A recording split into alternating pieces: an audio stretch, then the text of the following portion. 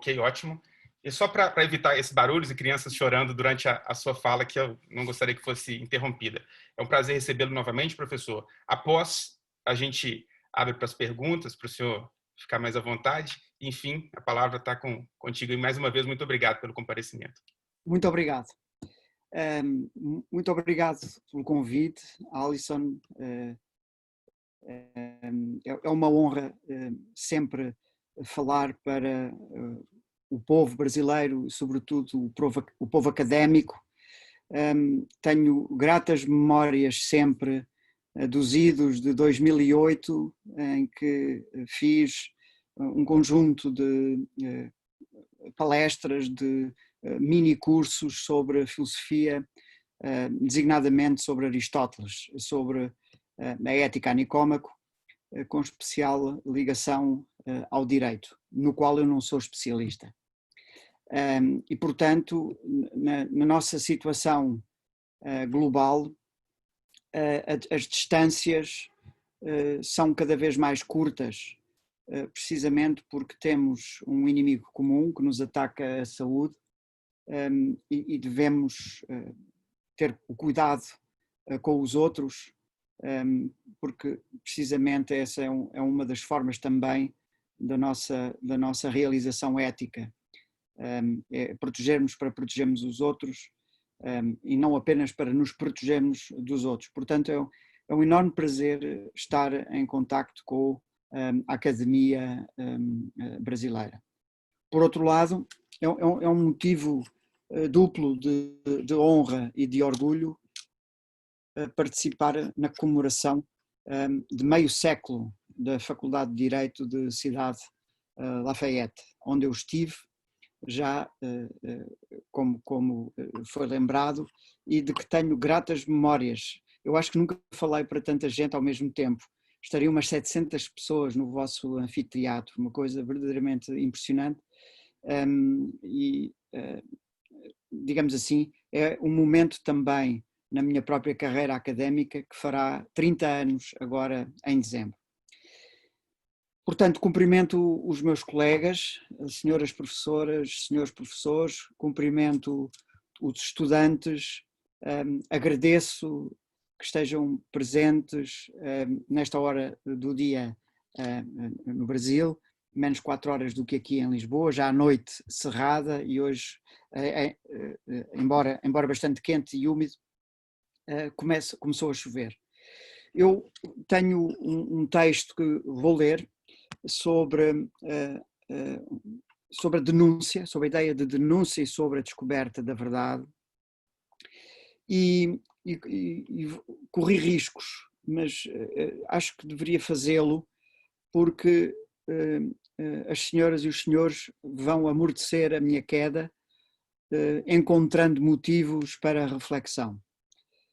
O conjunto de anotações, que é o que lhe poderia chamar, e que corresponde a esta pequena reflexão, vai para domínios que eu não, vai para áreas de saber que eu não domino, mas tenho reagido a partir das aulas sobre ética, tenho reagido aos acontecimentos da nossa própria realidade, ou seja, estudar ética apenas para saber o que os autores dizem não é muito interessante, ou é interessante do ponto de vista teórico, porque os problemas éticos são postos pela nossa vivência, e a nossa vivência contemporânea é complexa, e acho que é um erro tentar simplificar. Nós costumamos dizer em português que a vida é simples e os seres humanos é que a complexificam,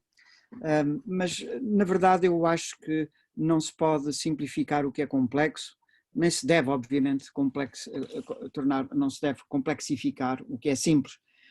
Mas a nossa situação global é uma situação que nos afeta individualmente. Sempre foi assim, a descoberta da filosofia sempre o fez. Mas cada caso é um caso na nossa relação com a vida, mas neste caso contemporâneo os problemas alastram ao planeta Terra, e o que vem da pandemia ou da epidemia é uma situação que os antigos conheciam. Houve epidemias na antiguidade, mas que não nos põem apenas problemas técnicos da resolução medicinal para a doença, a descoberta de uma vacina, os protocolos que têm de ser seguidos para nós nos protegermos, o lockdown que tem de ser cumprido, a máscara que tem de ser usada, as mãos que têm de ser frequentemente lavadas. Mas o que a pandemia diz, para além dos problemas que põe à nossa saúde individual e coletiva, o que ela faz é acentuar as diferenças que existem na riqueza de uns e de outros, os problemas que põe no emprego, a relação que temos com a doença e que pode ser mortal para alguns membros da nossa família. Portanto, põe em ferida o que é estar vivo. Entre os problemas da nossa atualidade, o problema da justiça, infelizmente, não é um problema só atual, é um problema antigo, e é um problema que não foi resolvido porque justamente resulta da própria vida humana e da maneira como nós nos relacionamos com os outros e da maneira como caímos em determinadas situações, criamos circunstâncias, somos injustos sem querer, somos injustos por querer, somos vítimas de injustiça, e essa é a situação do próprio humano, a trama do próprio humano, e que acresce aqui na nossa contemporaneidade, nós que somos modernos, esta possibilidade de compreender como é que o ciberespaço é também sujeito, por um lado, de uma invasão que permita vasculhar a vida alheia, mas também, de alguma forma, descobrir elementos que permitam levar criminosos à barra dos tribunais e, portanto, a que se possa fazer justiça. Ora, é nessa circunstância global em que eu me encontro e que reconheço que é essa também em que os outros se encontram, não apenas em Portugal, na Europa, mas também no Brasil, no continente americano e, portanto, em todos os continentes distribuídos pelo planeta Terra, que este conjunto de reflexões, é por reação a este conjunto, é por reação a estes fenómenos que o conjunto de reflexões que vou aqui apresentar tem a sua origem. Depois do texto lido, estarei completamente disponível, não tanto para responder àquilo que eu não souber, mas para refletir com as senhoras e com os senhores os conjuntos de problemas ou o conjunto de problemas que estão aqui a ser referidos. E sem mais delonga, repetindo e sublinhando os meus parabéns à Faculdade de Direito da cidade de Lafayette, o meu agradecimento ao Alisson por me ter convidado para estar aqui convosco hoje. Passarei à leitura do texto, para não trair o meu sotaque de português de Portugal e, portanto, para me fazer entender, procurarei ser o mais claro possível. Não vou fazer aquilo que muitos portugueses fazem, tentar imitar o sotaque brasileiro, porque aí nem os portugueses me compreenderiam, nem os brasileiros me compreenderiam, portanto seria absolutamente ridículo e incompreensível. Então passarei à leitura do texto.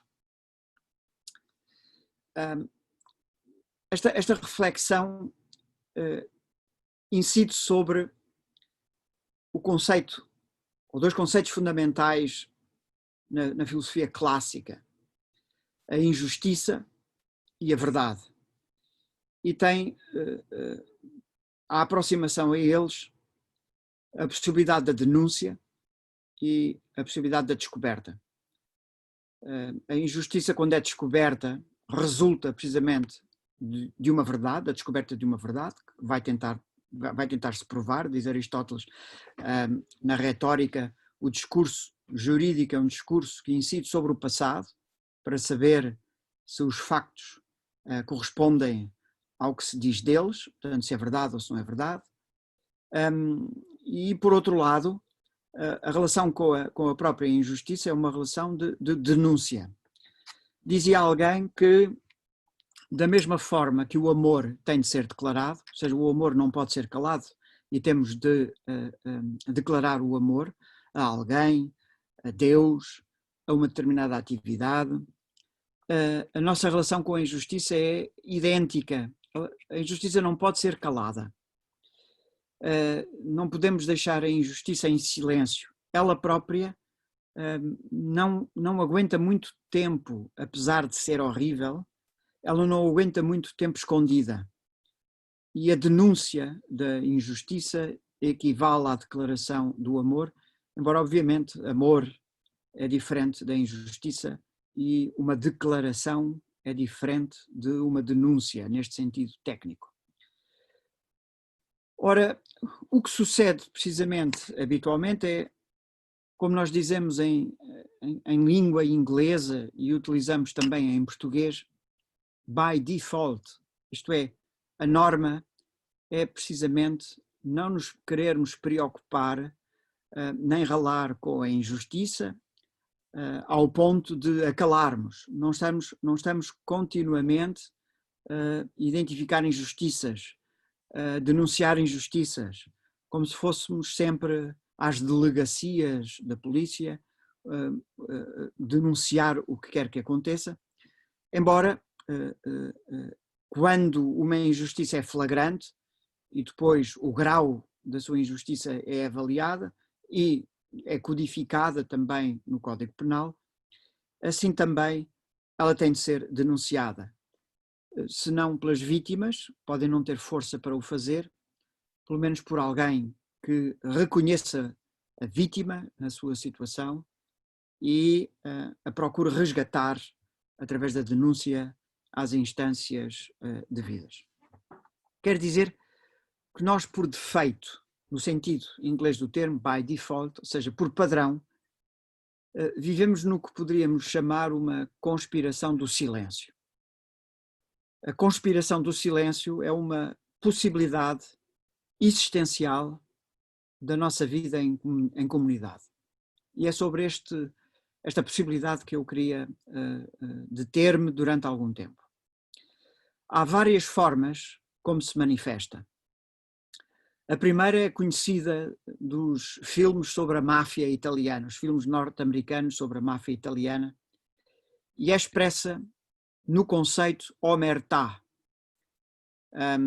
E a omertà da máfia ou de qualquer sociedade criminosa é um eufemismo para ninguém dizer uma única palavra que denuncie as atividades criminosas dos seus pares.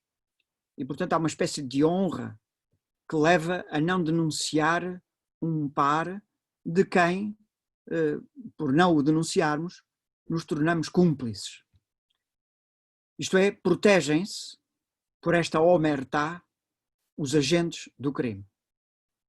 Uma segunda manifestação desta conspiração do silêncio, da injustiça, é expressa em português quando nós dizemos que não se lava roupa suja em praça pública, isto é, que aquilo que se passa no interior de uma família, numa associação, num clube, numa sociedade ou num partido político, deve ser resolvido entre os membros desses grupos, sejam eles reduzidos como uma família ou mais alargados como um clube desportivo, um clube de futebol ou também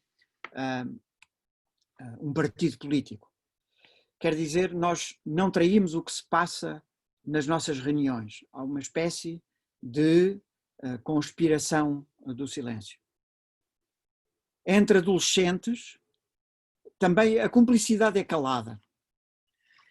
As atividades mais ou menos inofensivas daquilo que fazemos, mas não queremos que os pais saibam o que fizemos, não queremos que os mais velhos saibam o que fizemos, normalmente são disparates, que pode ser o consumo de álcool, de droga, práticas sexuais, mas também o bullying, tudo o que pode envergonhar o perpetrador e a própria vítima, tudo isto é calado. Ou seja, há atividades que são partilhadas em cumplicidade ou não, por saber que elas existem nos outros, precisamente porque há também uma conspiração do silêncio. Nós não traímos os amigos, não dedamos, não é? Como se diz em brasileiro, os outros. E mantemos também esta situação, mesmo sacrificando a nossa própria posição, perdendo a face junto dos pais, dos professores, dos superiores, de quem nós respeitamos, para não trair, não é? O nosso colega. Uma outra circunstância deste silêncio, desta conspiração do silêncio, acontece-nos quando somos vítimas, ou seja, não é apenas quando fazemos mal, ações vergonhosas, mais ou menos graves, mas também quando somos vítimas. Ou seja, as situações em que nós somos vítimas são situações que são caladas, são mantidas em silêncio. Não é contado, não são contadas, porque não queremos expor os agentes do bullying, as pessoas que nos fizeram mal, os outros miúdos ou rapazes. E não queremos por medo, não é? E também por vergonha.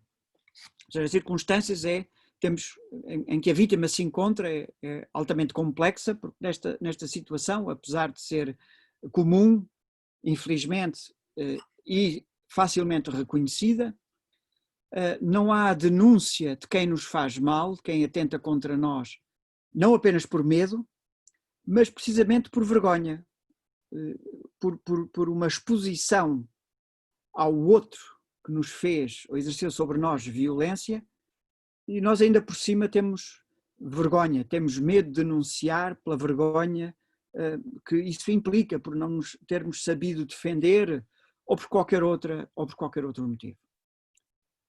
Uma outra possibilidade em que este silêncio, esta conspiração do silêncio se verifica, é, por exemplo, o facto de não haver clima verdadeiramente que favoreça a denúncia de crimes sexuais perpetrados contra mulheres, contra crianças, por exemplo, nas esquadras da polícia, como vocês lhe chamam no Brasil, nas delegacias, por exemplo. Parece haver uma espécie de conspiração também para o desagravamento, por exemplo, da violência verbal, a ofensa com que tratamos os outros. E por maioria de razão, para a violência física e sexual exercidas sobre os mais fracos, em contexto de guerras, por exemplo, mas também em contexto familiar. Por outro lado, é conhecido dos filmes norte-americanos a lei do silêncio imposta de forma tácita ou mesmo explícita nos bairros, não é? Não apenas nos bairros dos subúrbios negros das grandes cidades norte-americanas, mas nos bairros onde há uma vida coletiva, onde há gangues, onde há gangsters, onde há precisamente também essa ideia de que não devemos trair e, portanto, uma salvaguarda da cumplicidade. Fazemos parte de uma entidade com os outros no grupo e as formas de iniciação são normalmente formas de iniciação violentas e isso mesmo é escondido. Não se fala com a polícia, esconde-se o criminoso, que até pode ser considerado um elemento válido da comunidade. Um recente documentário sobre Malcolm X, da Netflix, Who Killed Malcolm X, revela que o FBI sabia quem foram os seus executantes, os seus assassinos, e eram membros queridos da comunidade de onde vinham, onde nasceram e viveram até morrer. Quer dizer, houve uma espécie de proteção ao longo da vida dos executantes, dos assassinos de Malcolm X. Nem uma palavra que comprometa alguém pode ser dada. Mas temos também formas de silêncio que não calam o crime nem escondem a vergonha. E são as que resultam da proteção dos nossos camaradas partidários na clandestinidade, por exemplo, nos movimentos políticos e nos partidos políticos, em regimes autoritários, onde se procura defender a liberdade, ou dos soldados na guerra em luta contra os seus inimigos ou contra regimes totalitários. Ou seja, estas formas de silêncio contrastam com as primeiras que eu enunciei, com as 6 primeiras que eu enunciei. Depois posso partilhar o texto através do professor Alisson, mas são formas de silêncio positivas, em que se protegem famílias, se protegem os outros, se procura de alguma forma ludibriar o torturador, aquele que faz as perguntas nos inquéritos, e também na polícia militar, na polícia política, mas também na situação da guerra, quando se é apanhado pelo próprio inimigo. Todos nós nos perguntamos, em confronto com estas situações, em filmes, portanto, situações cinematográficas, na leitura da história, em situações meramente literárias ou teatrais, se nós falaríamos ou não, se teríamos a coragem para calar, para não denunciar, para não delatar, ou não, se nós quebraríamos perante a tortura e acabaríamos por denunciar os nossos camaradas. Essa dúvida é uma dúvida que nos pode assaltar, nem sempre, mas nós queremos acreditar que defenderíamos os nossos camaradas de armas na guerra política ou na guerra clássica, e gostaríamos de ter orgulho nessa própria possibilidade, mas também em face da dor física que nos é infligida, e a arte da tortura tem caminhos de sofisticação absoluta, não sabemos bem dizer se não sucumbiríamos e se não arrastaríamos também para as prisões e eventualmente depois até finalmente para a morte os nossos mais queridos, os nossos companheiros de armas, os nossos companheiros e camaradas políticos. Na vida comum desde crianças, fazemos esta experiência de dar a algum dos nossos amigos em situações de stress e podemos perceber como é que reagimos.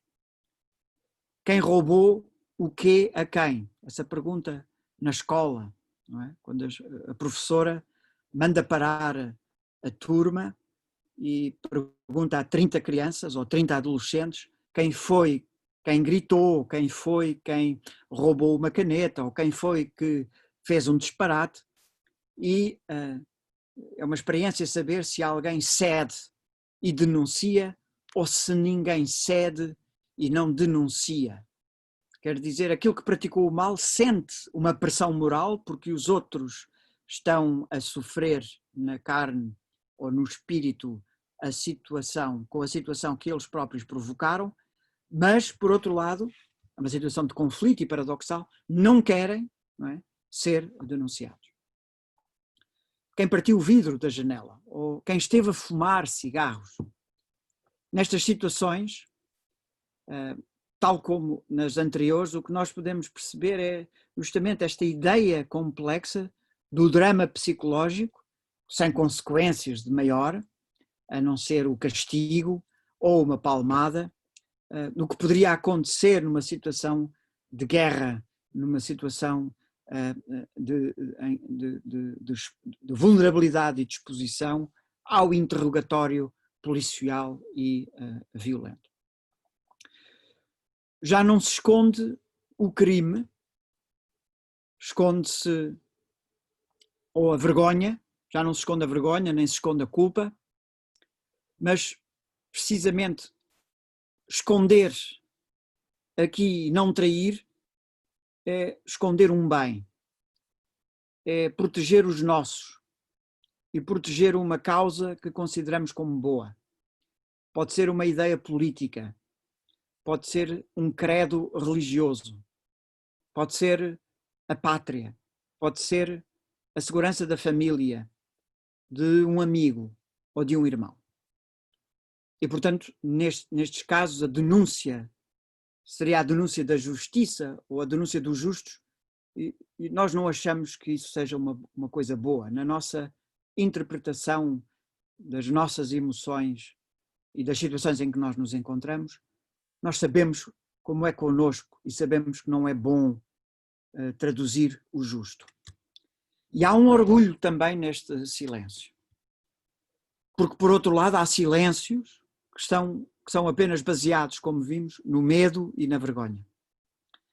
Mas também pode dar-se o caso do silêncio para proteção de dados, não é? Que é uma coisa boa, para, por exemplo, no segredo do negócio ou no estudo de uma investigação científica, por exemplo, agora, na tentativa de descoberta da vacina contra o vírus, as diversas universidades do mundo inteiro, os diversos laboratórios, os países que concorrem entre si, a Rússia, com a China, com a Alemanha, com os Estados Unidos, precisamente procuram silenciar, calar, proteger os dados. Não pode haver uma partilha, há uma partilha, não é? Que é benéfica para a investigação, mas não podemos abrir o jogo totalmente para não perdermos a corrida, porque não sabemos o estado mais ou menos avançado em que se encontram os outros. No segredo do negócio, não é? A alma, o segredo é a alma do negócio, costumamos dizer, como formas táticas para levar por diante um projeto com vantagens e benefícios para a comunidade. Mas também no desporto escondemos o jogo dos adversários como estratégia, num campeonato, com muitas sessões ao longo de semanas, ao longo de meses, para apurar o campeão, por exemplo, do Brasileirão, ou o campeonato português, mas depois taticamente também fazemos bluff em cada jogo, em cada jogada, em cada finta. Ou seja, estrategicamente a longo prazo e taticamente no curto prazo, nós escondemos o nosso jogo ou dizemos, revelamos provavelmente coisas que os outros interpretam como o que estamos a fazer e não é isso que estamos a fazer. Ora, nestes 10 pontos que elenquei, há muitos motivos pelos quais nós não queremos denunciar o que alguém faz de mal, o que é mau, o que é vergonhoso, o que é ilícito ou criminoso. E isto põe um problema ético. Como é que há um pacto de silêncio que não leva à barra do tribunal atos ou os perpetradores de atos maus, vergonhosos, ilícitos e criminosos. Eu estou aqui a falar com juristas, advogados, judeus, professores de direito, professores de filosofia de direito, e que trago à colação para me ajudarem a refletir sobre esta própria situação. Há vários motivos pelos quais protegemos os outros mais poderosos ou a quem nos liga laços estreitos de afeto. Irmãos, amigos chegados, camaradas, correligionários, etc. Já vimos isso. Mas calamos porque pode ser por medo das consequências para os outros. Vão para a prisão, ou vão pagar multas, ou para os próprios, para nós próprios. Não é? Nós ficaremos afetados se alguém de quem gostamos muito praticasse um crime e fosse denunciado, e até fosse denunciado por nós próprios. Sabemos que a história, sabemos através da história que isso foi possível no passado, no presente, em determinadas sociedades, em determinados regimes. Pode ser o orgulho também em não ser bufo, não é? Em não ser um delator. Há motivos subjetivos e objetivos para calar, para não denunciar, para não falar verdade, para omitir, para esconder, esquecer e até para mentir. O objeto do silêncio é sempre um ato ilícito que lesa princípios de direito, de equidade, de igualdade. É, portanto, um ato injusto e aqui, penso eu, com quadros penais mais ou menos graves. Desde sempre, em algumas sociedades, se inculcou nas populações e nos indivíduos este preconceito baseado num orgulho que se sente em não denunciar ninguém. Ou seja, há uma espécie de orgulho social no bairro, no partido, na igreja, em não denunciar ninguém. Porque é Judas quem trai. E a denúncia é um ato que é por nós interpretado como uma traição. E, na verdade, como alta traição. E o modelo é nem mais nem menos do que a traição de Jesus por Judas Iscariote. Há claramente uma extrapolação na nossa interpretação, uma transferência da vida de Jesus para quem quer que seja e uma autorreferenciação do próprio como Judas. Eu, enquanto denunciador, sou traidor, e o traidor máximo no Ocidente é Judas. E aquele, precisamente, que é traído, tem esse padrão do justo. Quem quer que seja, que é o objeto de denúncia, parece ser automaticamente objeto de traição, o que não é verdade necessariamente. Quem quer que denuncia, trai. Mas a denúncia não é necessariamente traição. A traição implica uma denúncia, mas nem todas as denúncias são traições. O denunciado, Jesus, é a vítima inocente, por excelência, o santo dos santos. O traidor é nem mais nem menos do que Judas. Mas não é verdade que toda a traição, que toda a denúncia seja traição, da mesma forma que não é de modo algum verdade que quem nós estamos a trair seja inocente, seja, por isso, uma imagem de Jesus.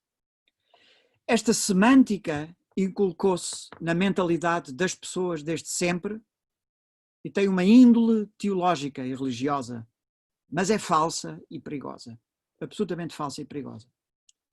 Porque nós não podemos calar as injustiças e não podemos defender sempre, a todo custo, quem quer que seja. A acusação do injusto e a denúncia da injustiça são postulados morais que evitam males maiores, sossegam a consciência, protegem inocentes, reparam o mal feito às vítimas.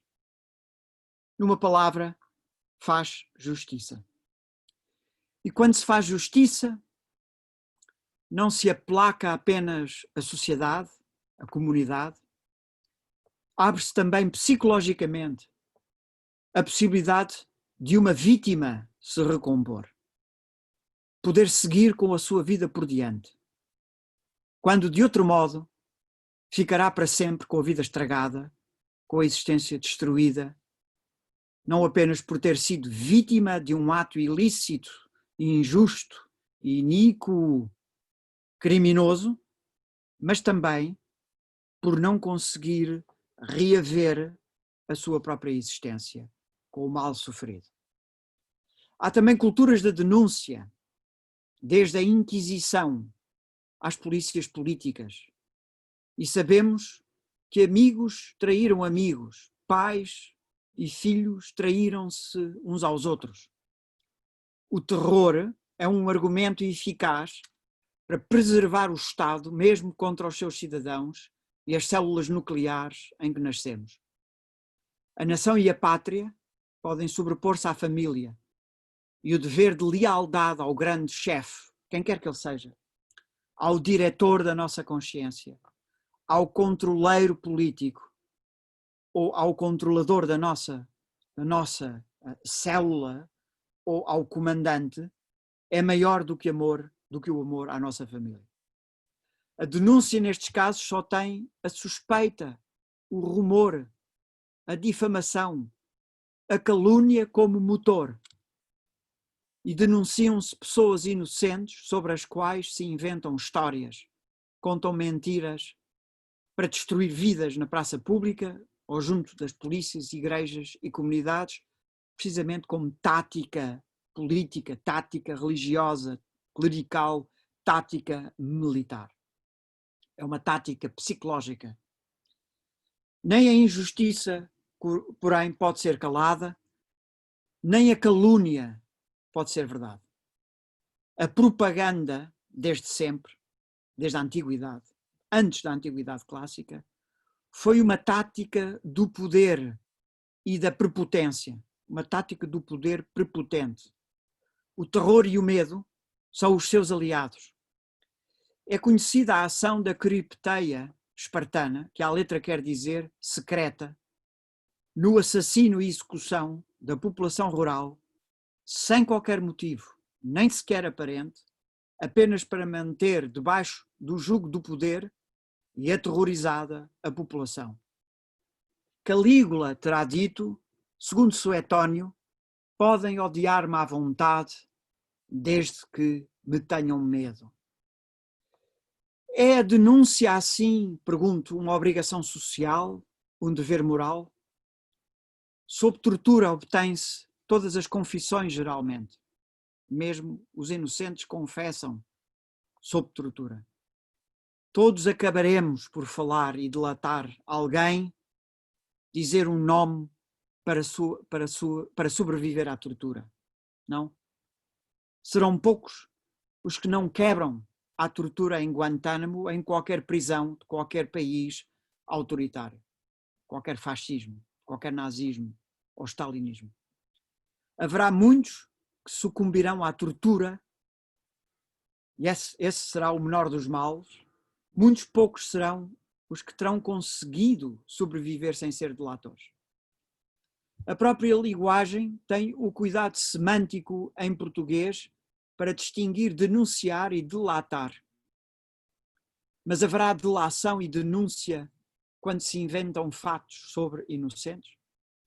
Arranjar qualquer coisa para dizer, um nome de alguém, para ser publicado na praça pública, para comunicar, dizer à polícia, ao interrogador, ao torturador, ao diretor espiritual, para marcar pontos junto das pessoas que detêm o poder, tem como objeto precisamente apenas histórias, calúnias e rumores.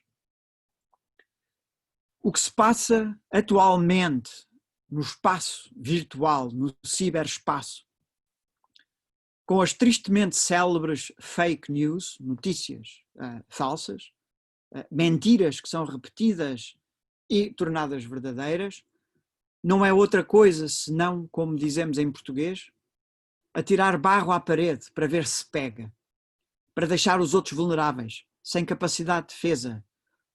Quando os órgãos de comunicação, os social media, têm como objetivo noticiar minuto a minuto, 24 horas por dia, 7 dias por semana, as notícias são entretenimento e são dadas ao ritmo próprio do seu espetáculo.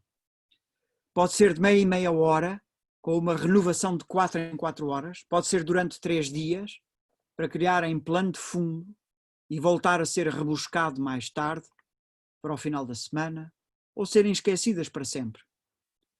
Mas ao veicular uma mentira baseada num rumor, ou na pura imaginação da mentira, há vidas que são destruídas.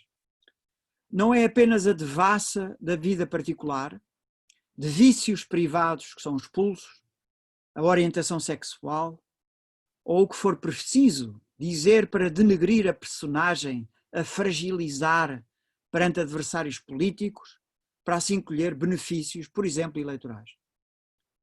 É a invenção pura de factos que não podem ser checados, não podem ser postos à prova. É o diz que diz, e que ninguém diz que está a acusar, e assim o outro também não tem como se defender. Mas ao serem ventilados, ganham vida própria, como diz Virgílio na Eneida sobre a fama, e ganham forças à medida que o tempo passa e os outros vão ouvindo o que se diz desta denúncia falsa e vão dizer ao outro. Eu ouço e digo ao outro. Digo assim, mas não digas a ninguém. E o outro não diz que fui eu que disse, mas diz a outra pessoa dizendo, mas não digas a ninguém. E este diz que disse, sem revelar as fontes, com o pedido de não dizer a ninguém, ganham um estatuto de objetividade porque os sujeitos, os arautos que proclamaram esta mentira é toda a gente e não é ninguém em especial. Nas redes sociais, o comentário do comentário não sabe nunca qual é a fonte.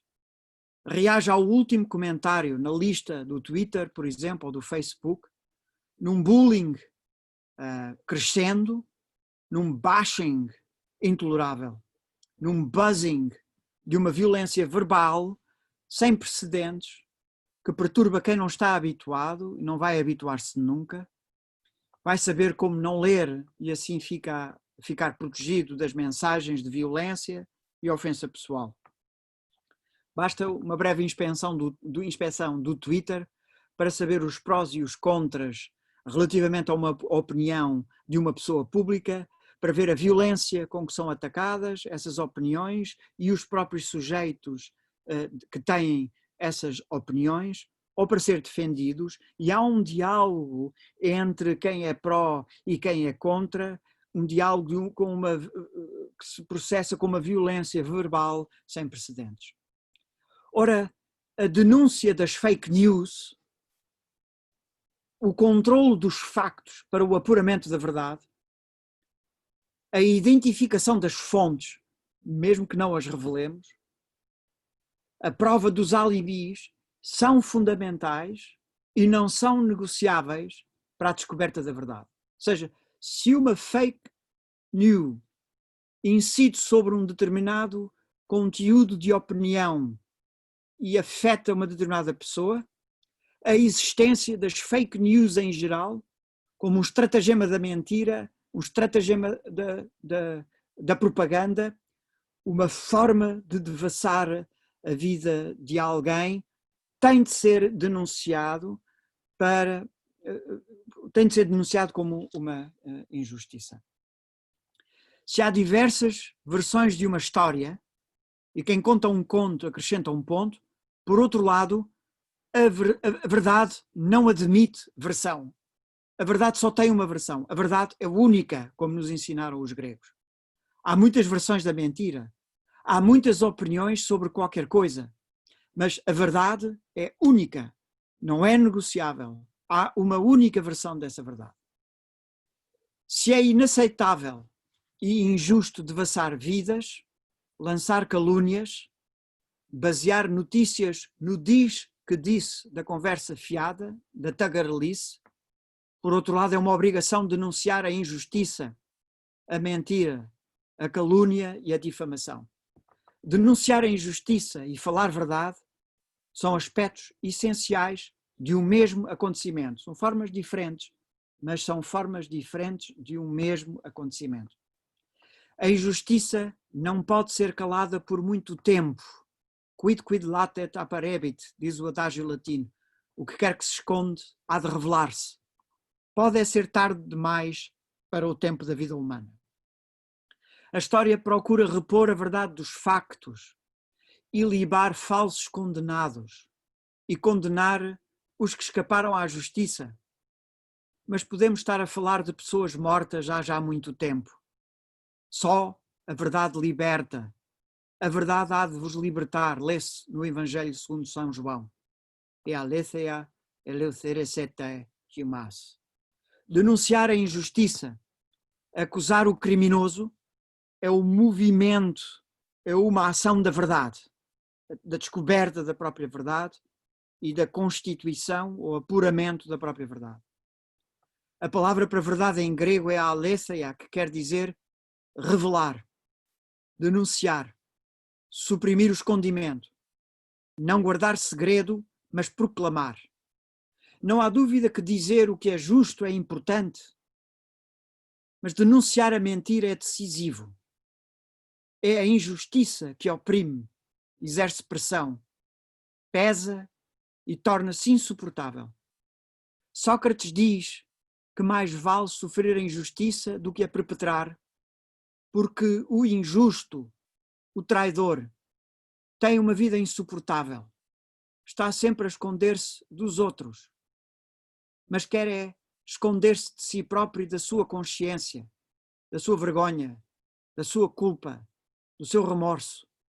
Vive sempre com a possibilidade iminente de ser pego e descoberto pelos outros, porque no fundo sabe que por mais e melhor que se esconda, possa viver onde ninguém o conhece, não escapará nunca à sua consciência. Ésquilo diz no Prometeu Agrilhoado que a justiça há de encontrar o criminoso e o culpado, mesmo que a seus olhos, no mais insondável dos esconderijos. O planeta Terra, a profundidade da Terra, são insuficientes para esconder o criminoso. Mas não será necessária a justiça dos homens mais do que o consolo que vem da atuação da consciência sobre cada um de nós? Não haverá crimes perfeitos? São aqueles mesmos crimes que nunca foram descobertos? Porque um crime que fica muito tempo escondido, mas depois vem a ser denunciado e descoberto, não é um crime perfeito. O crime perfeito é aquele que não foi descoberto. A ação da denúncia e políticas de promoção da delação serão aceitáveis? No Brasil, como nos Estados Unidos, há a delação premiada. E é isso que queremos também, em parte, fazer em Portugal. E com o nome de testemunhas, há um programa para a sua proteção. No combate ao crime económico, por exemplo, à associação criminosa, crimes de particular gravidade e hediondos, a investigação policial não chega onde vão as denúncias por testemunho de cúmplices no crime. Nós estamos familiarizados com a existência de gargantas fundas, como foi chamado o denunciante do escândalo Watergate, que levou à queda do presidente Nixon, e com vários whistleblowers que povoam recentemente o panorama planetário de Assange a Snowden. Decorre agora em Portugal o julgamento de Rui Pinto, um hacker que denunciou crimes económicos da elite angolana, designadamente da filha do ex-presidente de Angola, Eduardo dos Santos, Isabel dos Santos, e enriqueceu ilicitamente, mas sem deixar de lesar o povo angolano. Um dos debates é o de saber se podemos fazer prova do que é obtido por denúncia que resulta da invasão das caixas de correio eletrónico, de clubes de futebol, de escritórios de advogados, de partidos políticos, de ministérios, de bancos, de pessoas particulares e coletivas. É o problema que se põe com as escutas sem resultarem de mandato policial. Qual é o estatuto de uma fotografia, de um vídeo, de um mail que apanha alguém em flagrante delito? É que se por um lado a mentira não deve ser propagada, se a vida privada de cada cidadão ou pessoa coletiva deve ser deixada em liberdade, não é verdade que um crime, um ato ilícito, um atentado devem ser denunciados? Quando um crime tem o estatuto de crime público e não já uma altercação resolúvel entre pessoas, ou os acontecimentos da vida interna de uma associação ou da vida íntima de pessoas e famílias, não é verdade que esses crimes, esses atos ilícitos, devem, por qualquer dos meios, ser denunciados? Sabendo-se dos factos, não deverão ser investigados? Afinal, pode ser o único meio de prova para iniciar um processo contra crimes de natureza vária. Faço as perguntas, mas não quero aqui tomar posição para além do que me parece óbvio. Um crime não é um vício privado. Lesa pessoas nas suas vidas concretas. Se há prova, tem de ser denunciado. Imagens de pedofilia nos computadores pessoais não são aceitáveis. Documentos que revelam ações criminosas em áreas financeiras ou económicas não são já pessoais apenas. Resultam de ações ilícitas ou criminosas e devem ser investigadas por suspeitas. Não estou a dizer que possa ser tolerado a violação do segredo da justiça, mas a polícia ou o Ministério Público devem ter meios para investigar a suspeita de ação ilícita e criminosa em sede própria, mesmo que a denúncia tenha sido obtida por meios e métodos aparentemente ilícitos. Uma coisa é levantar suspeitas que resultam de rumores e que configuram o crime de difamação. Outra coisa é a prova concreta de ação criminosa. A conspiração do silêncio protege os mais fortes e poderosos. Se os cidadãos devem ser protegidos de falsas acusações, não podem ter as vidas devassadas. Por outro lado, a injustiça tem de ser denunciada, os arguidos levados a tribunal para serem julgados, absolvidos se inocentes, mas condenados se culpados. O silêncio dos inocentes não pode ter como resultado a absolvição dos culpados. Só a descoberta da verdade e a comprovação dos factos invocados em sede própria, sem violar o segredo de justiça, pode condenar culpados e absolver inocentes. A acusação fundada é a denúncia da injustiça, como defendia Sócrates, contrariando aparentemente a tendência da conspiração do silêncio. Diz ele que mesmo se ele fosse o único ateniense, agiria contra todos os cidadãos, com verdade, defenderia a verdade com a própria vida e a própria existência, denunciaria a injustiça na confiação da própria injustiça, se ele fosse o agente de um ato criminoso, e nunca na defesa dos injustos, na desdramatização ou desculpabilização de um crime. Diz ele que se descobrirmos alguém, mesmo que seja dos nossos, a fazer uma má ação e a cometer uma injustiça, temos de o levar o mais depressa possível à polícia e a tribunal para que se possa fazer justiça. De forma inesperada, é o que devemos fazer connosco se nos descobrirmos criminosos. Em vez de fugir da cidade, diz Sócrates, devemos ir o mais depressa possível até ao tribunal, confessar o que fizemos de mal, para que o juiz nos condene e assim possa iniciar o processo da cura, se tivermos praticado um ato suscetível de cura e não nos tivermos convertido em criminosos inveterados sem salvação. Se ao denunciar a injustiça se pode fazer justiça, fazer que o mal seja reparado, ressarcir as vítimas, só assim se pode restabelecer o equilíbrio cósmico quebrado, que foi o princípio que devia ser inviolável, o da igualdade e o da equidade. Muito obrigado.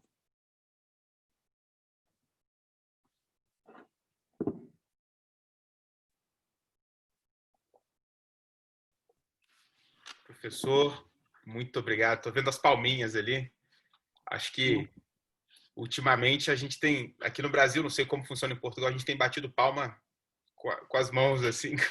São as palmas diplomáticas, enfim. Parabéns, professor. Foi espetacular te ouvir. O senhor toca numa questão que hoje no Brasil é muito discutida, sobre a questão de provas ilícitas. E eu me lembro assim de ouvir o senhor lá em 2008 e o senhor causou risos na plateia quando disse que o melhor que um amigo podia fazer ao outro que cometeu uma injustiça é denunciá-lo. Eu me lembro dessa fala sua, assim, e a plateia inteira rindo disso. É uma passagem muito marcante. Eu travei aqui o bate-papo, as pessoas estão mandando para mim aqui, tá fenomenal, nunca ouvi algo parecido. Assim, as pessoas estão interagindo aqui, mandando Ainda bem, fantástico. E falando muito bem. Eu fico até envergonhado de falar depois do senhor, a verdade é essa, deixa a gente em situação até difícil, mas eu queria, assim, aproveitando da sua boa vontade, sem abusar muito, afinal de contas já é tarde aí em Portugal e só acorda cedo. Tá ótimo, tá ótimo. Propor que a gente conversasse um pouco, porque uma das coisas que mais me chama a atenção na sua atuação é a questão da tradução e do cuidado com a língua, para além do ensino da filosofia. E é o que me encanta mesmo, causa até espanto no sentido positivo, porque é muito bonito esse trabalho de tradução. Certa vez eu ouvi o senhor dizendo sobre o livro Ser e Tempo, do Heidegger, e aí te perguntaram, foi num podcast, se eu não me engano, te perguntaram, mas e as traduções que tem desse livro em português? Aí o senhor disse, são para queimar, são para queimar. Todo mundo ria, porque às vezes é muito difícil tentar trazer da língua materna, ou da língua onde a obra foi escrita, para um outro idioma, ainda mais idiomas tão diferentes como português e alemão. E uma das coisas que então eu queria ver, eu queria perguntar ao senhor é sobre o conceito de duas palavras, especificamente. A primeira delas, a palavra filosofia.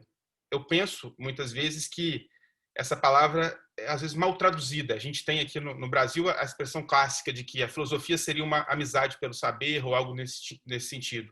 Mas eu não sei se é só isso que significa. Eu acho que vai um pouco além. E uma outra palavra que eu acho também muito interessante e queria aproveitar da sua presença aqui é a palavra ética, que é uma palavra também muito usada no português. A gente às vezes traduz ela sai do ethos, do grego, vem para o latim, moros, sai como moral ou coisa parecida.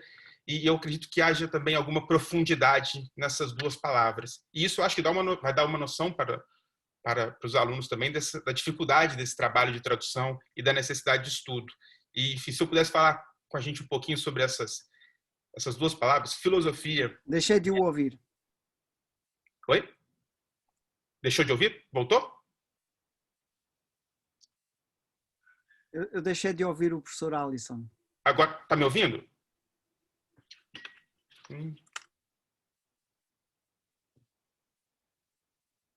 Voltou? Alô?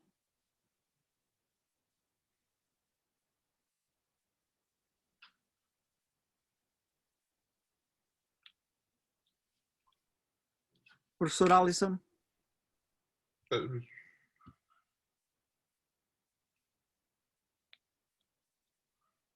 Eu ouvi as suas perguntas e posso responder, mas não tenho a certeza de se estou a fazer-me ouvir.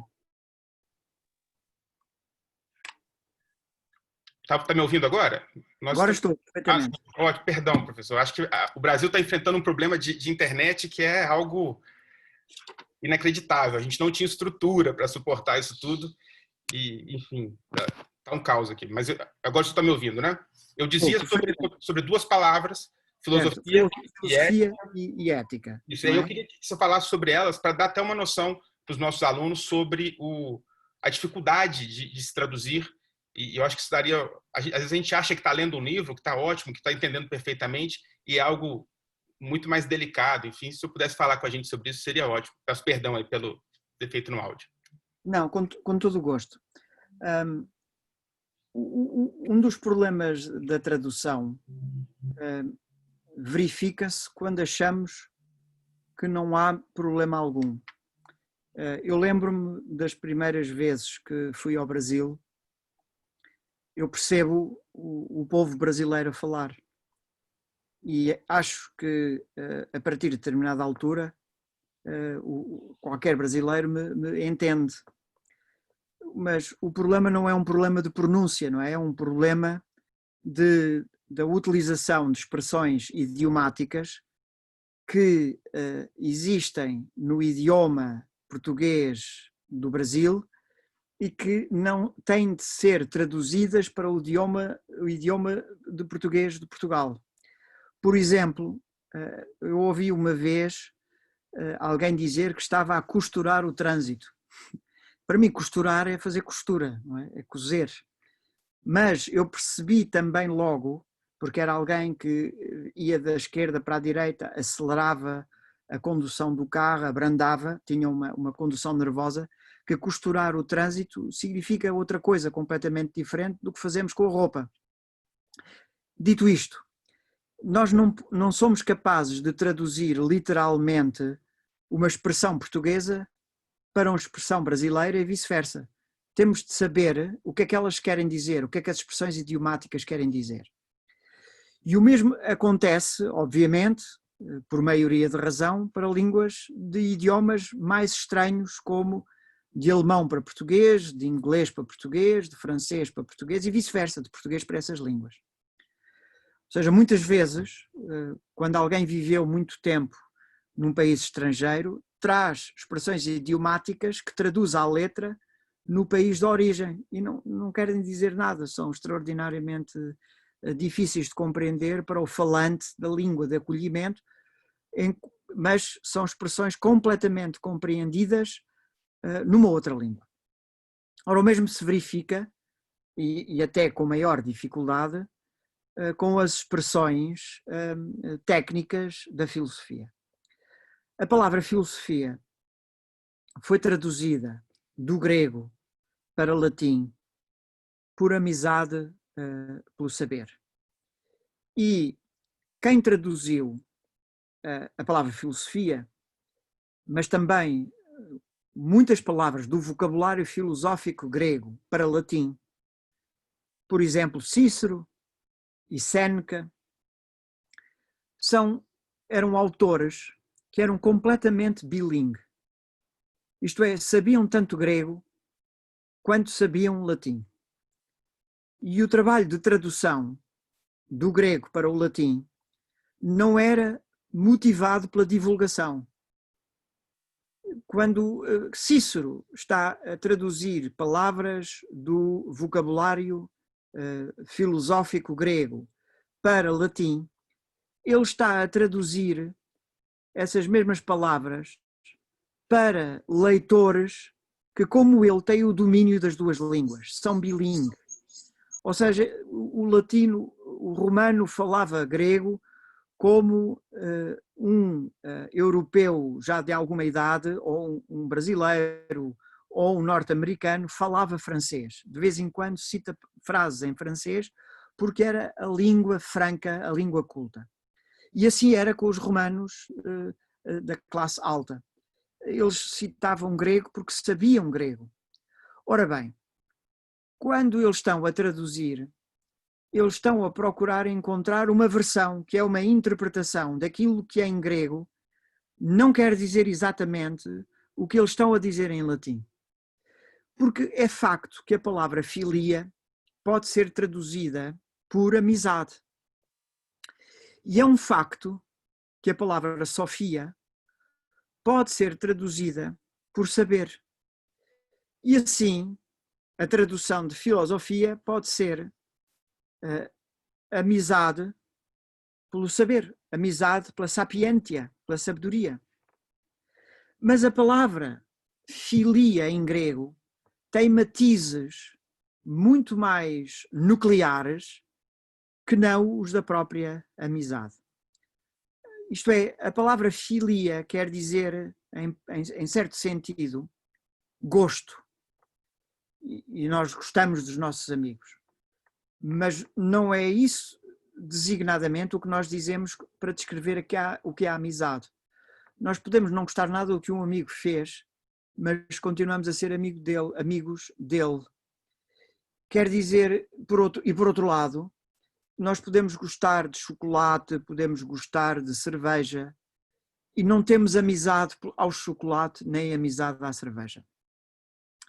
A palavra gosto é uma das versões semânticas da palavra filia, mas o que de forma mais nuclear filia quer dizer, em diversas expressões gregas, como filonikia, o gosto, ou a amizade pela vitória, não faz muito sentido.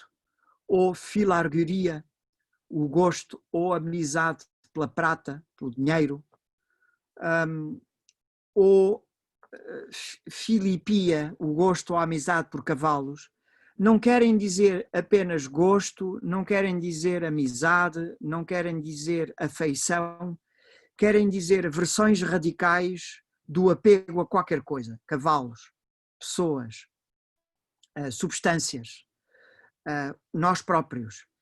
E, portanto, nós poderíamos traduzir por uma obsessão, por uma forma de obsessão compulsiva a um determinado conteúdo.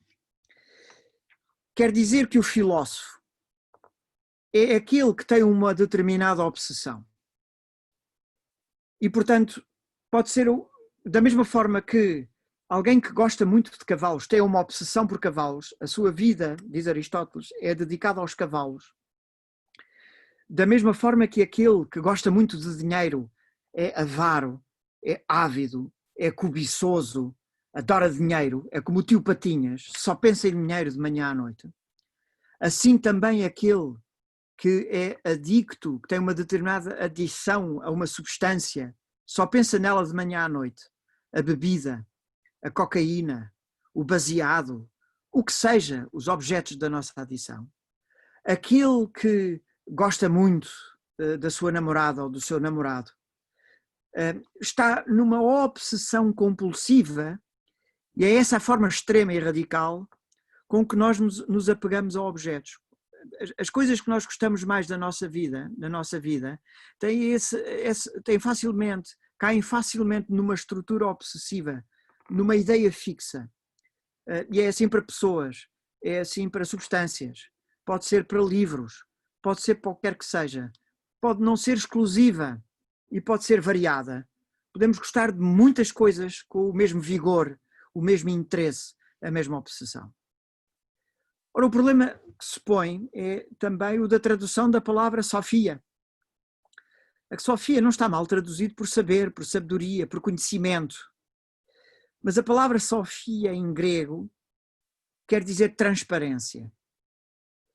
E, portanto, todas as palavras, Sofia, Safeneia, Safos, estas palavras que têm a raiz com este som, S, A, F, Sigma, Alfa, Phi, Saf, quer dizer transparência, quer dizer abertura.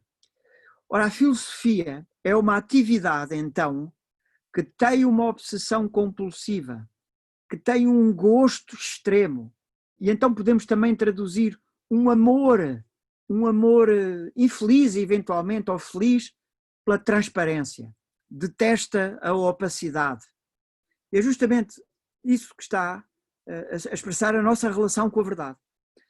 A filosofia pretende a denúncia da verdade, mesmo que a verdade seja absolutamente intolerável. Mas mais intolerável é o esconder a verdade, é dizer a mentira ou calar a verdade. Da mesma forma como disse há pouco neste alinhamento de reflexões, o mesmo se passa com a injustiça. A palavra para injustiça em grego, adikia, quer dizer aquilo que deve ser denunciado. E, portanto, a nossa relação filosófica é com a transparência, não é apenas com o saber. O saber pode ser qualquer coisa que esteja já denunciado, mas a filosofia relaciona-se com aquilo que está escondido, com aquilo que está opaco e que eu quero obter e dar à transparência, trazer à luz do dia. Portanto, o filósofo não está numa situação de domínio do saber, está antes a reconhecer que a sua situação é uma situação de escondimento e uma situação em que se relaciona com objetos opacos. E, portanto, é por isso que nós queremos saber onde é que estamos, que horas são, quando é que alguém chega, a que horas é o encontro, quando voltamos ao médico, quando é que vai ser descoberta a vacina que nos vai livrar da Covid-19, quando é que vai acontecer isto e aquilo. Quer dizer, é como se a vida humana estivesse continuamente sob pressão da opacidade, na verdade, da anulação da opacidade, da revelação do segredo, da denúncia daquilo que está escondido. E é isso que quer dizer, em certo sentido, de uma forma extrema, de uma forma radical, na sua própria raiz, filosofia. A palavra ética tem também a sua história, não é? Os ethe em grego significa as personagens de uma tragédia, por exemplo, ou de uma comédia. E, portanto, são formas e figuras, as personagens que têm uma determinada maneira de ser. Nós não vamos esperar de Édipo, nas suas diversas versões, que se comporte de uma forma diferente de Édipo. Nós não vamos esperar da Antígona que se comporte de uma forma diferente da Antígona, nas diversas versões das Antígonas. E também de Medeia. Nós sabemos já que Medeia vai matar os seus filhos, vai matar as suas crianças, por mais diferentes que sejam as suas versões e as histórias contadas. E é justamente isso que quer dizer ethos, os ethe em grego quer dizer maneiras de ser. E são as maneiras de ser que as diversas personagens têm. Mas a história do termo ethos é ainda mais antiga e remonta ao Homero.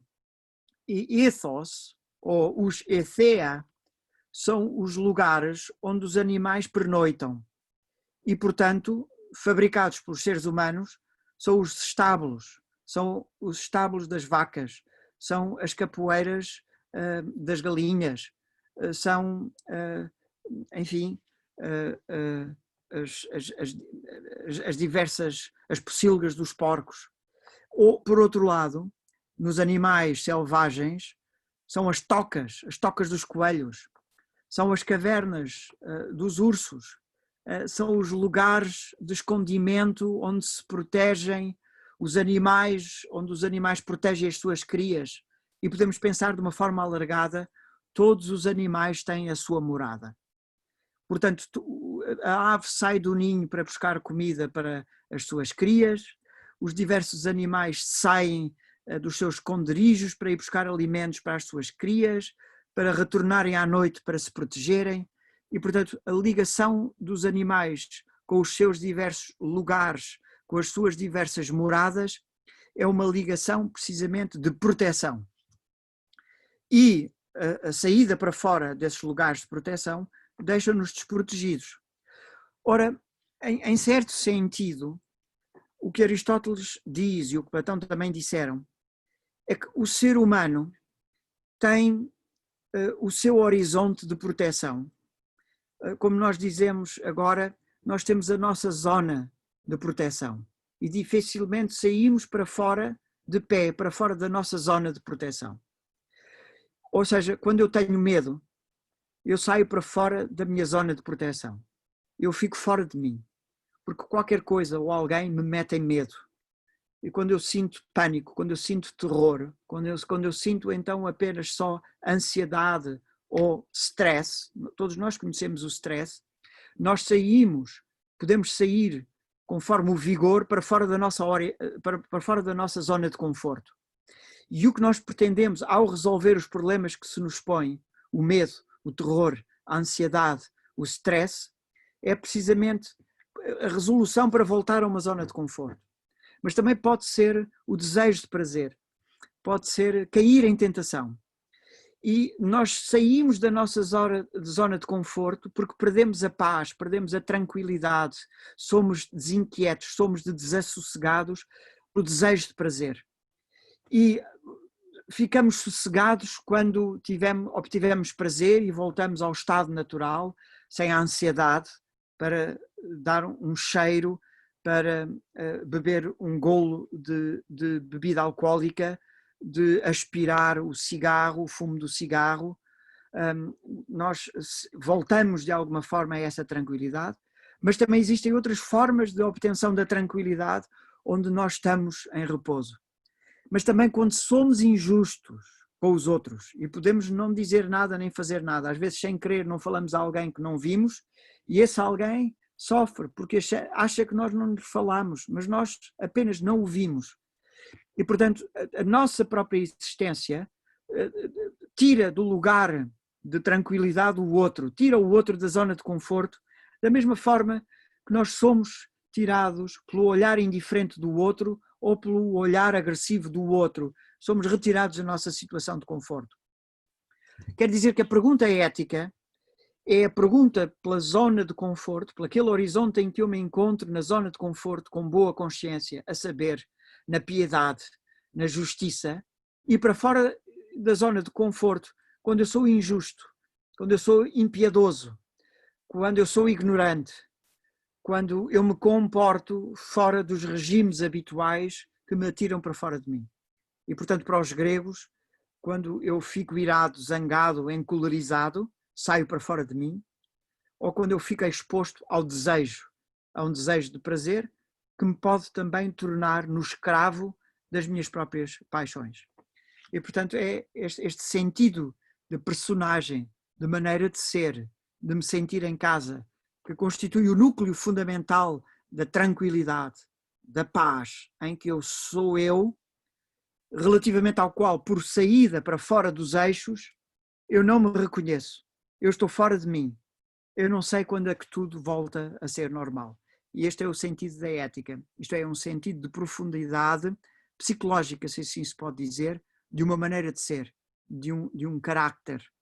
É diferente da moral. A moral tem que ver com usos e costumes. Moris quer dizer usos e costumes.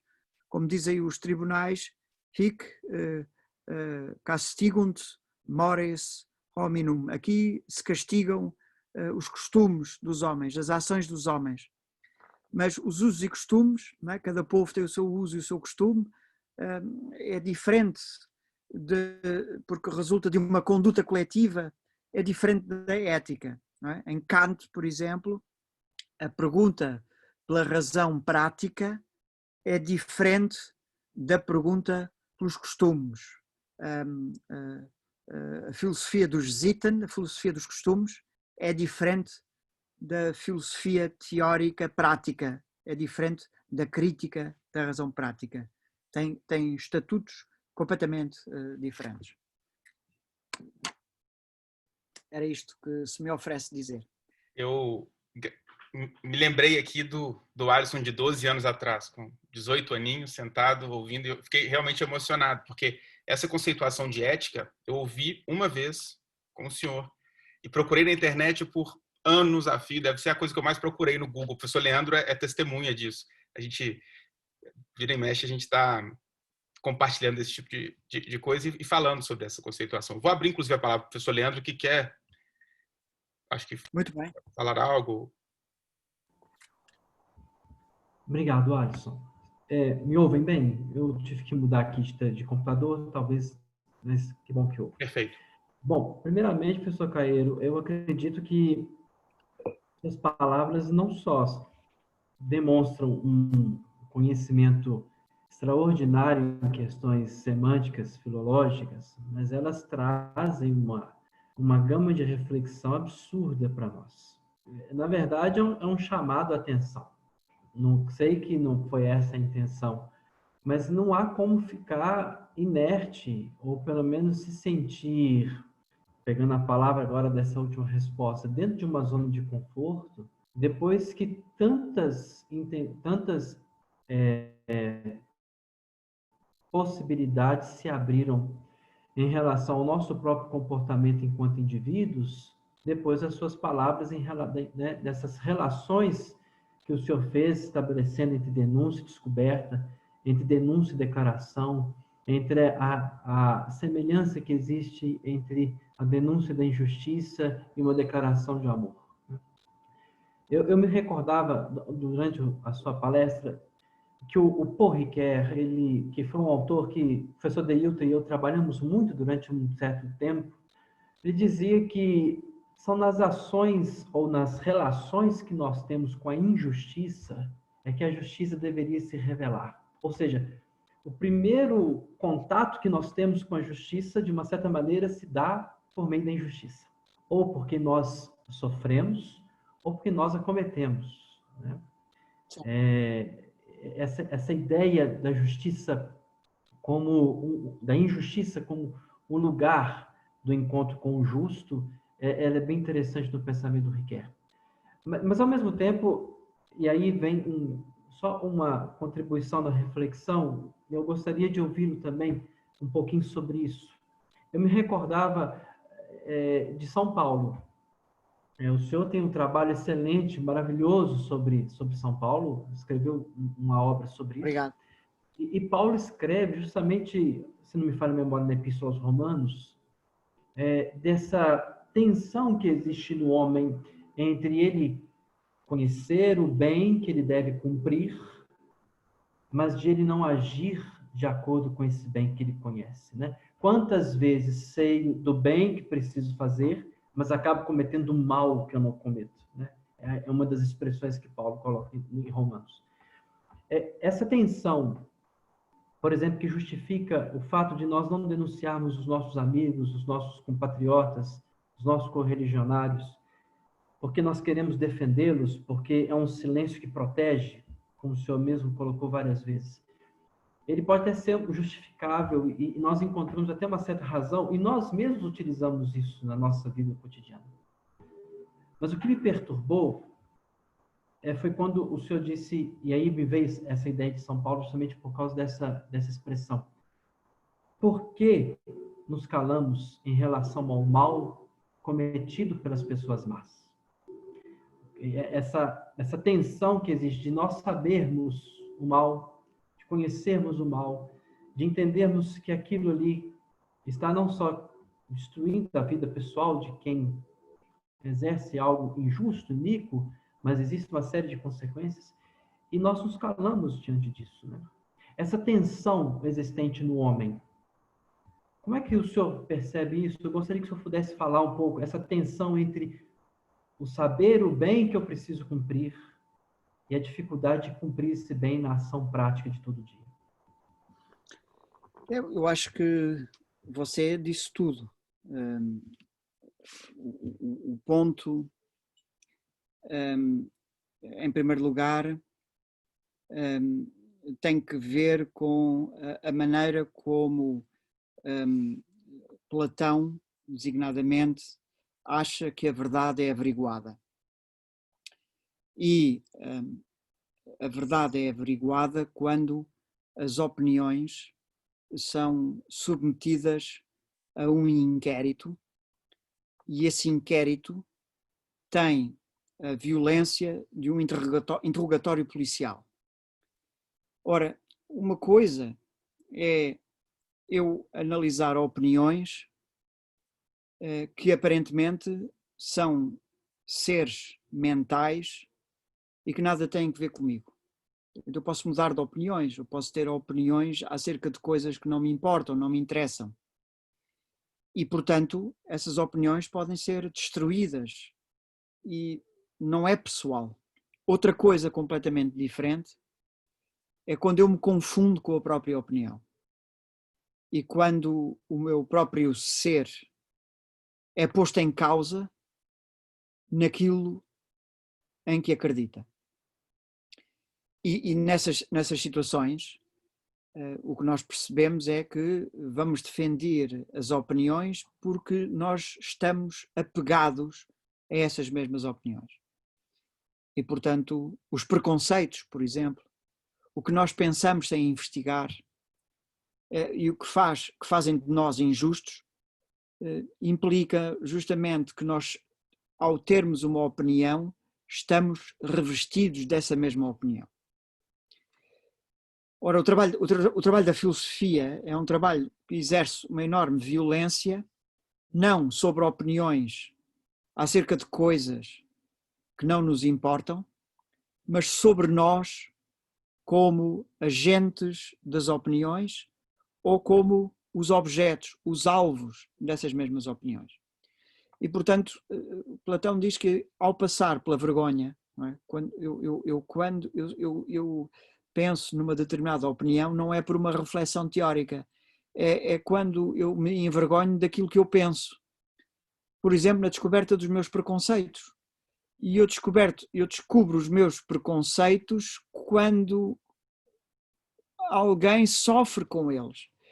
Quando eu vejo alguém sofrer por um determinado preconceito, deixa de ser uma abstração e passa a ser uma pessoa concreta, e ao pensar aquilo que eu pensava acerca de uma abstração, passa a ser algo que eu penso da própria situação concreta. E, portanto, o trabalho da filosofia é um trabalho de obtenção da transparência que resulta de uma determinada violência em que eu descubro os meus preconceitos, os pressupostos com que eu penso a realidade e passo por um processo de violência, de abdicação desses mesmos preconceitos. Eu posso dar um exemplo até científico. Nós sabemos, acredito que todos saibamos e acreditamos, que é a Terra que anda à volta do Sol. E, portanto, o nosso mundo é copernicano. Mas o que nós vemos é o Sol andar à volta da Terra. Nós vamos ver o pôr do Sol e vamos ver o nascer do Sol. Não vamos ver o levantar da Terra, nem o baixar da Terra, que era o que veríamos do ponto de vista copernicano. Ou seja, o nosso mundo é ptolomaico. Ou seja, a violência que está implicada na alteração da minha maneira de ver o Sol a andar, o movimento aparente do Sol, que é justamente isso, o movimento aparente do Sol e não o movimento do Sol, porque o que está a andar é a Terra, isso requer uma violência tremenda e mesmo assim eu não consigo ir ver o levantar da terra, quando se põe o sol, ou o baixar da terra, quando se levanta o sol. O que eu vou ver é o pôr do sol, o que eu vou ver é o nascer do sol.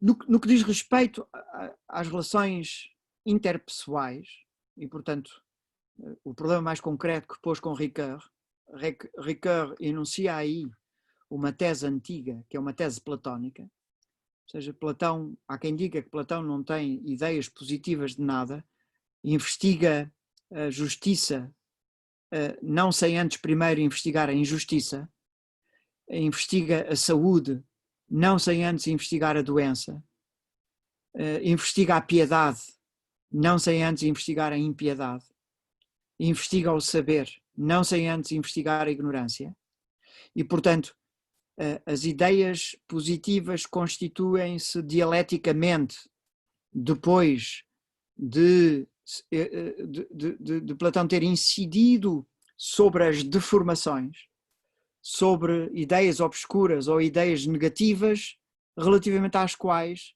a ideia positiva é o seu próprio contrário.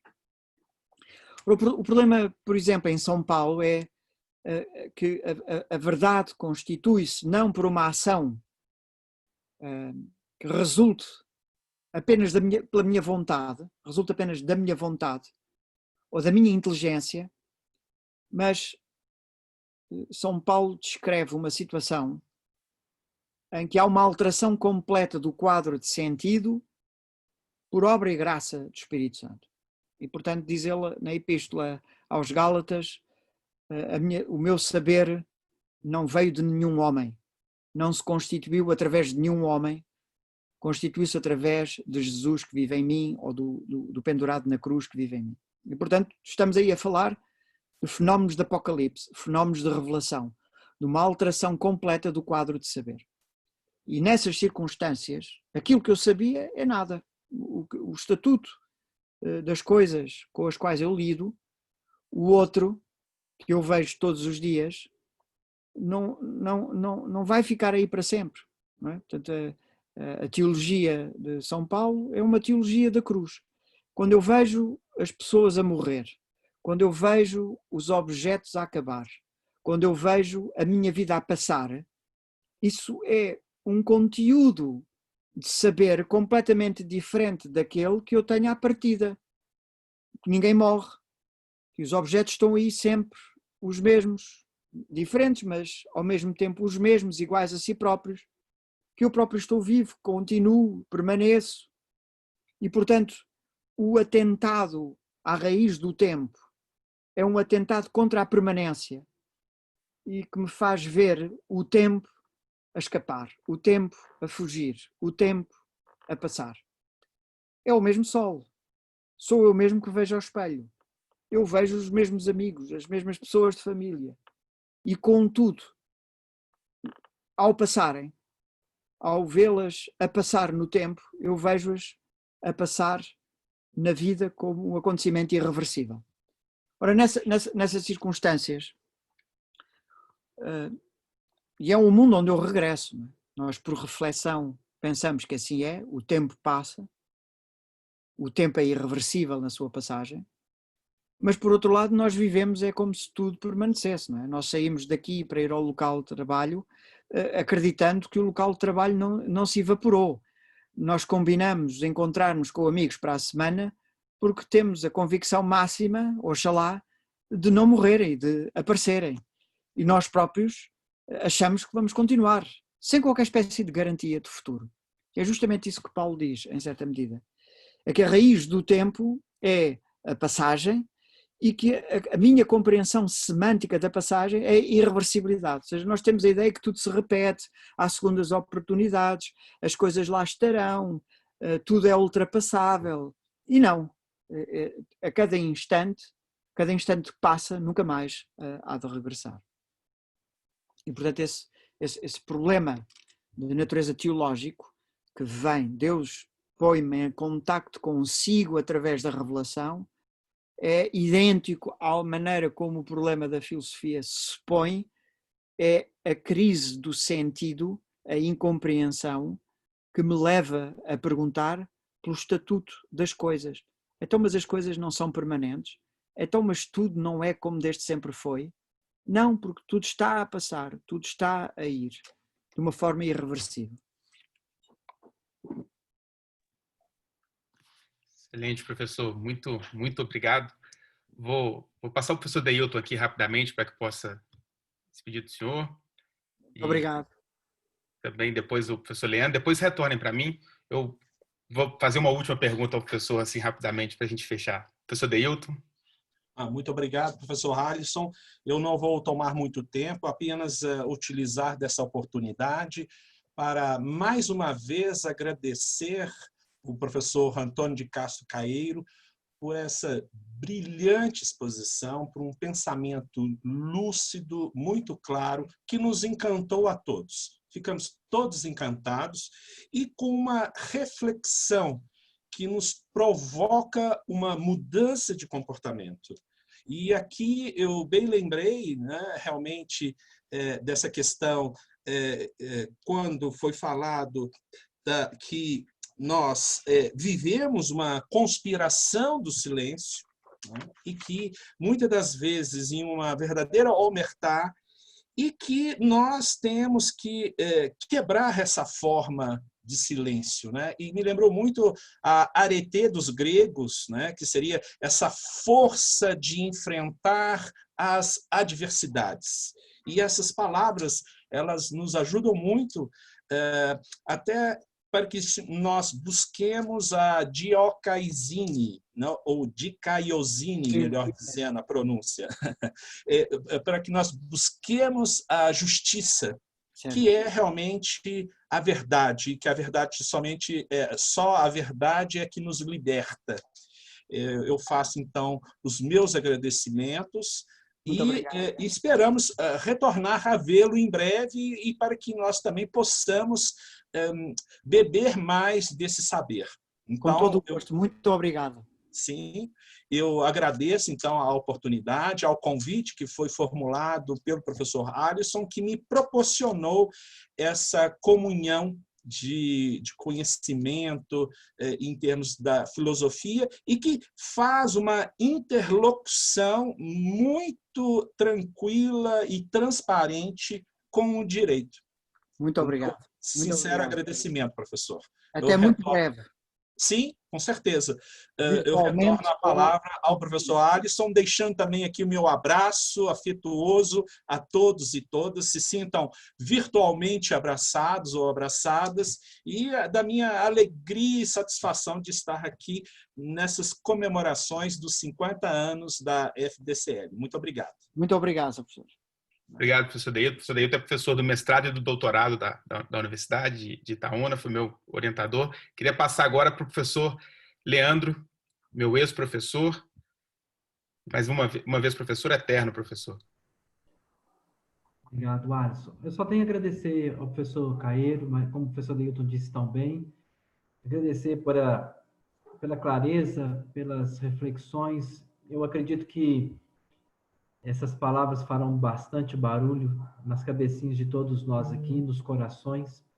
Agradecer, professor Caeiro, mais uma vez por essa brilhante apresentação e também por destacar, né, a quantidade de inteligência, de clareza na sua apresentação, é também dessa alegria, né, dessa simplicidade de estar aqui conosco, de nos oferecer com tamanha propriedade tantas coisas bonitas, né, no final da noite aí de Portugal e também no finalzinho de tarde aqui no nosso Brasil.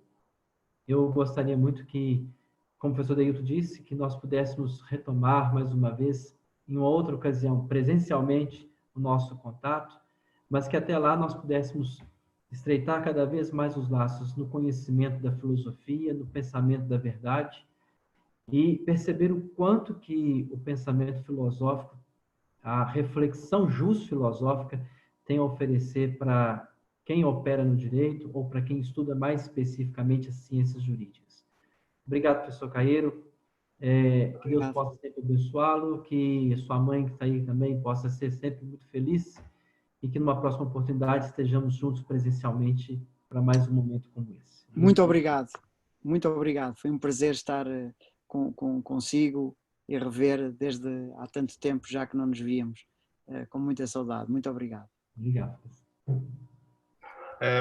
Professor Antônio, eu não tenho palavras para agradecer, de verdade, foi um momento para mim muito especial, como foi aquele há 12 anos, e espero de verdade que a gente tenha a possibilidade de ouvi-lo novamente em breve, de preferência presencialmente aqui no Brasil. Convites não faltarão, esteja certo disso.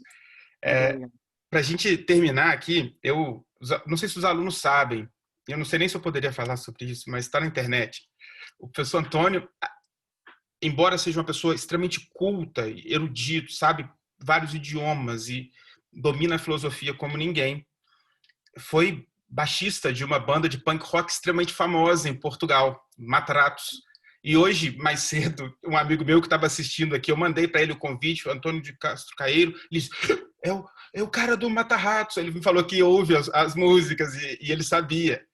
E eu fico pensando, o que e aí para terminar, assim, agradecendo, o que o jovem, ou melhor, o que o Antônio Caeiro de hoje, o Antônio Caeiro, professor, pós-doutor em uma das melhores universidades da Europa, top 10, o que ele daria de conselho para aquele jovem que sai da banda para ingressar no mundo da filosofia e o que ele diria, assim, para os nossos alunos que estão aí completando esse cinquentenário junto com a gente? Haveria algum conselho, professor? Eu acho que posso dar um conselho. Eu comecei a tocar guitarra e a praticar um desporto que também pratico quando era criança. E eu achava, o meu gosto pela música não era apenas a ouvir, era também tocar instrumento. E todos nós que tocamos guitarra ou tocamos música, passamos por essa pretensão que é tocar, inventar músicas. E isso acontece em muitas facetas da nossa vida. Nós gostamos delas como gostamos de músicas. E, portanto, é um pouco como o Pedro e o Lobo, não é? Uma orquestra tem diversos instrumentos e é como se cada instrumento correspondesse a uma maneira de ser, por exemplo, a um animal. A flauta parece um pássaro a voar, as secções rítmicas já parecem exércitos. E uma das coisas que me aconteceu foi, eu deixei de tocar música aos 20 anos porque eu escutava música a estudar filosofia de uma forma muito mais poderosa, esta música silenciosa, ou como diz Sócrates, diferente da música na sua versão popular, que implica instrumentos, implica o som da voz humana. Eu ouvia, de alguma forma, a música interiormente e sentia que os momentos da vida eram momentos iguais a si próprios e, portanto, chatos, monótonos. Muitos outros momentos nem sequer tinham melodia, eram cacofónicos. Mas havia outros momentos que tinham melodia. E era como se fossem sinfónicos, uma grande orquestra quando vemos uma tempestade no mar ou estamos no pico de uma montanha. Outras vezes pode ser um quarteto de cordas, seja como for. Ao estudar filosofia, eu ouço música. E de uma forma tão mais poderosa que eu entrava em conflito, uma vez que era completamente incompetente, eu só fazia barulho com a guitarra e não tirava os sons de um Eric Clapton. E não quer dizer que quem não é Eric Clapton não possa tocar guitarra, quer dizer que eu sentia a música, a cadência, a vibração musicais em mim ao estudar e ao ler filosofia de uma forma muito mais extrema e radical do que quando ouvia música ou de quando ouvia a música que eu próprio tocava. No Fédon, um diálogo de Platão com esse nome, se estão lembrados, para quem leu, no início encontramos Sócrates na prisão, ele está à espera do dia e da hora já marcados para engolir o veneno, porque tinha sido condenado à morte. E ele musica um poema. E até alguém com inveja e ciúmes pergunta a Sócrates se agora tem pretensões musicais. E Sócrates diz, não, eu não tenho pretensões musicais. Eu estou a musicar este poema, acho que é de Esopo, se a memória não me falha, porque fui visitado pelo sonho na prisão, um sonho que eu costumo ter, ou sempre tive a vida inteira. E esse sonho diz-me sempre, faz música. E eu achei sempre a vida inteira que ao fazer filosofia, ao ir para o mercado, para a praça pública, falar com as pessoas, pensar em problemas, ir para a guerra, ir beber vinho com os amigos, estar em festas, refletir, meditar na justiça, na palavra, eu pensava que isso era fazer música. Mas como estou à beira da morte, se calhar o sonho que me apareceu outra vez quer que eu faça música na sua forma popular, quer que eu escreva notas para depois serem tocadas por um instrumento para acompanharem letras. Ora, justamente, uma coisa não vai sem a outra, embora se possa distinguir. O conselho que eu dou às pessoas, sempre, jovens, velhas, é façam música. Encontrem um instrumento em que possam expressar-se. Ou encontrem uma forma de expressar-se aquilo que está calado. Porque justamente a filosofia, o direito, a ciência, corresponde a essas formas de expressão musical onde há paz, onde se encontra o sossego, onde o ser e a vida é como um dia gigantesco de verão. O sol nunca mais se põe. E que aparentemente são imagens musicais, mas podem ser imagens acústicas e sonoras, do rio que corre, ou das vagas que dão no rio, na praia, ou o barulho do vento. E essas formas musicais exprimem completamente a nossa própria vida.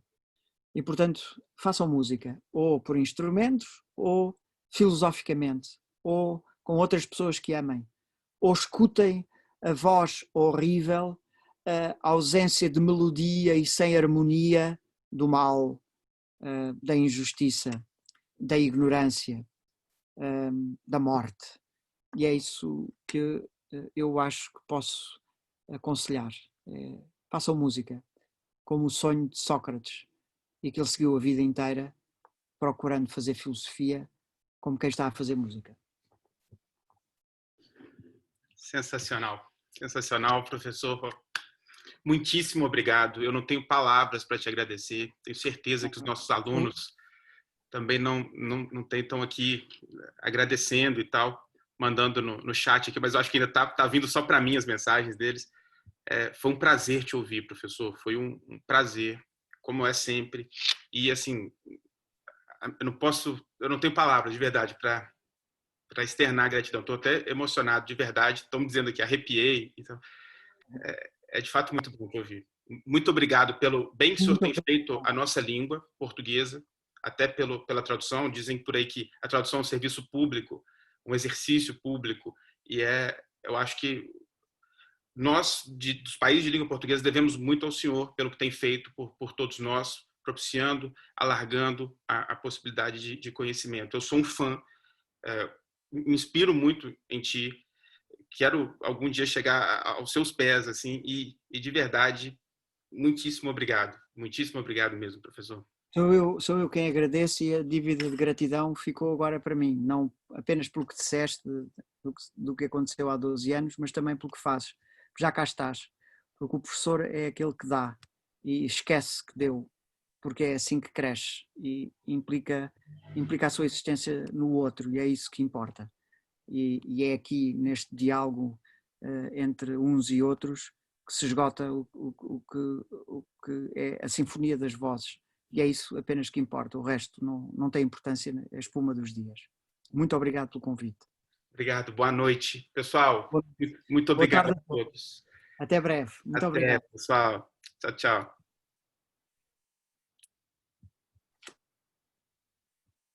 Bom, pessoal, vamos encerrar? Tchau, tchau. Boa noite a todos. Foi um prazer tê-los aqui. Tchau, tchau.